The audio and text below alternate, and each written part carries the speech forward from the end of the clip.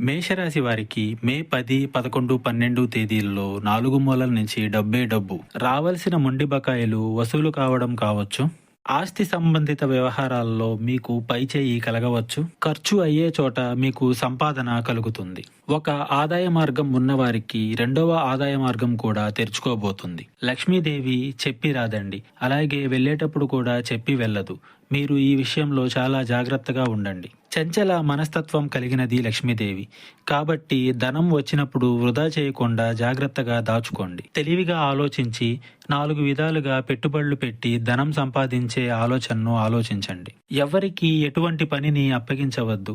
ఒకరికి ఒక పనిని అప్పగించి మీరు ప్రశాంతతగా కూర్చోవడం మీకే నష్టం. మన పని మనం చేసినంత ప్రశాంతతగా ఎదుటివారు చేయరు. ఒకవేళ చేసిన వారితో ఎప్పటికైనా మీరు మాటలు పడాల్సిందే. కావున ప్రతి ఒక్క విషయంలో కూడా, ప్రతి ఒక్క నిర్ణయంలో కూడా నిర్ణయం అనేది మీదే కావాలి. మీకు ఆర్థిక సమస్యలు ఉన్నా, మానసిక సమస్యలు ఉన్నా, అలాగే ఎటువంటి కష్టం ఉన్నా మనుషులకు చెప్పుకుంటే మీకు ప్రతిఫలం దక్కదు. ప్రతిఫలం అనేది దక్కకపోగా మీకు నష్టం అనేది కలుగుతుంది.